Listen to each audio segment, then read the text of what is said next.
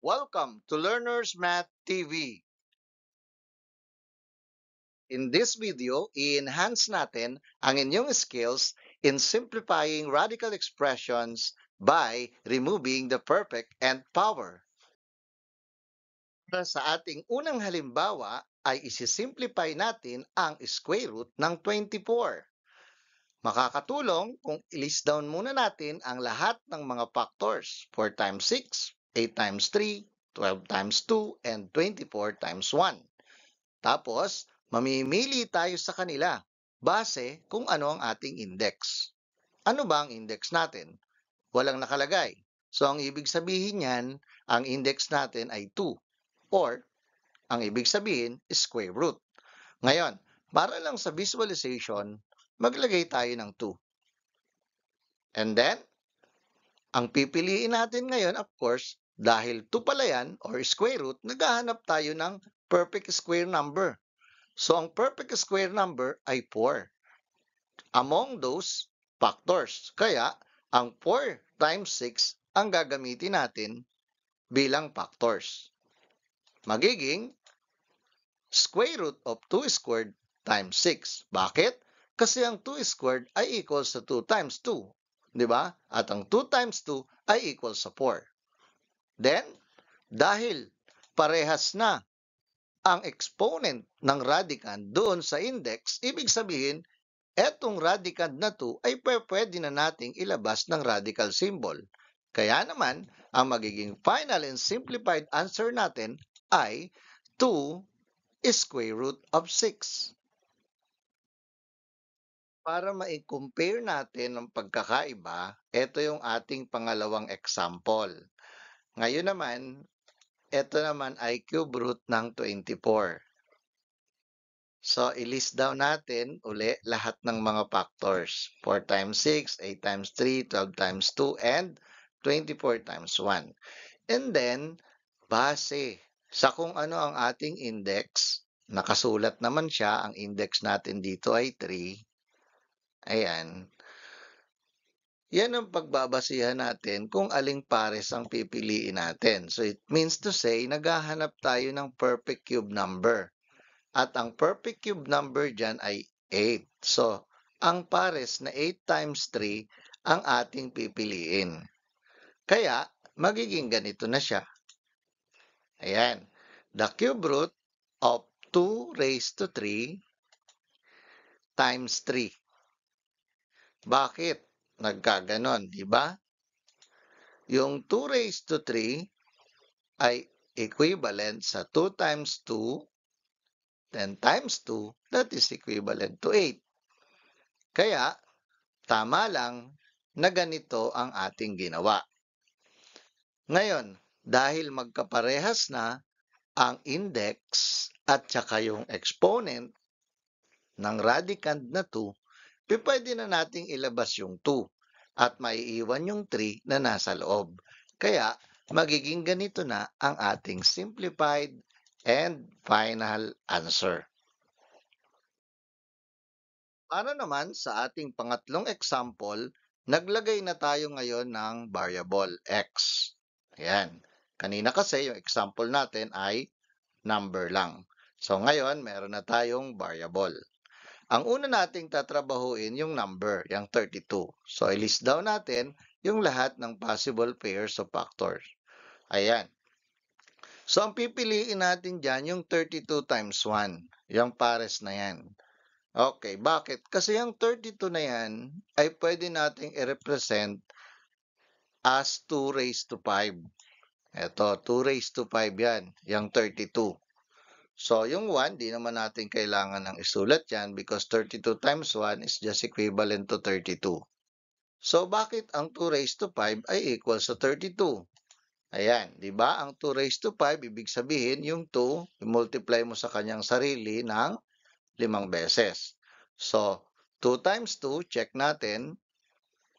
2 times 2, 4 times 2, 8 times 2, 16, and then 16 times 2, 32. So, ngayon naman, bakit naman itong x raised to 10 ay naging x squared raised to 5?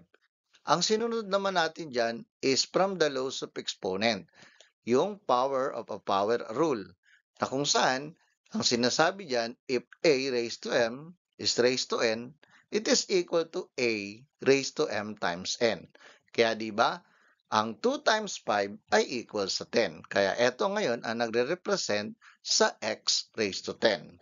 Pwede na natin ngayon ilabas o i-finalize ang ating answer since ang exponent ng ating mga radicand at ang index ay parehas na. Dito, walang maiiwan sa loob ng radical symbol. Ang 2 at saka ang x squared ay maaari nating parehas ilabas. So, magiging ganito na ang ating simplified and final answer. 2x squared. Eto pa, isa pang example. I-simplify naman natin ngayon ang cube root ng 54x raised to 4, y raised to 3. So, trabahuin muna natin yung 54. Ayan. I-list down natin lahat ng possible pairs of factors. At ang pwede nating magamit dyan ay 27 times 2. Okay. Bakit? Kasi pwede nating i-represent yung 54 as 3 raised to 3 times 2. Bakit? Kasi yung 3 raised to 3 ay equivalent yan sa 27. Tapos, di ba, 27 times 2 is equal to 54? Ayan. Ngayon, dito naman sa x raised to 4. Ang ginawa naman natin dyan, ginawa nating x raised to 3 times x. Bakit naman nagkaganon?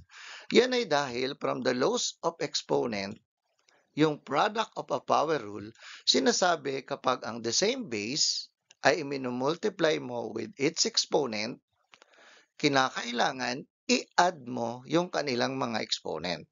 So kung titignan mo rito, may invisible 1 to na exponent, kaya 3 plus 1 is equal to 4. Kaya tama na ang nagre-represent sa x raised to 4 ay x raised to 3 times x. Kasi ang target nga natin ay magkaroon tayo ng quantity or number dito sa loob ng radical symbol na ang exponent niya ay 3. Okay. Ito namang y raised to 3.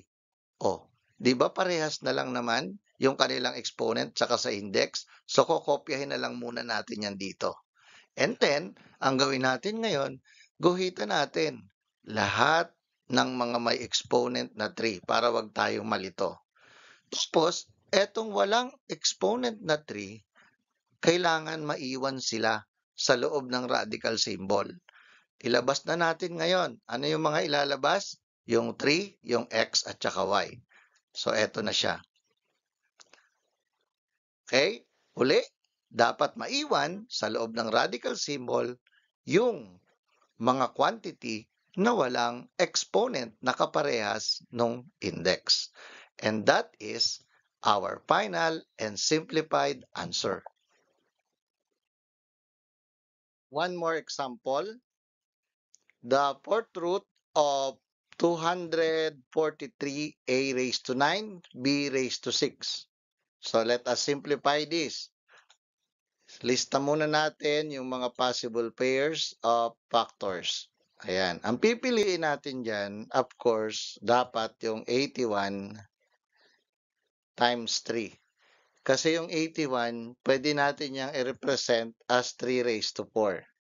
Ang 3 raised to 4 ay equal sa 81. Diba? 3 times 3 is 9. 9 times 3 is 27. Then 27 times 3 is 81.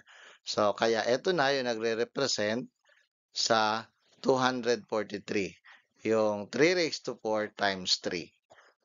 Ngayon naman, ito namang a raised to 9, ginawa nating a squared raised to 4. So that is by power of power rule, 2 times 4 is equal to 8. 9 yon, kulang pa ng isa.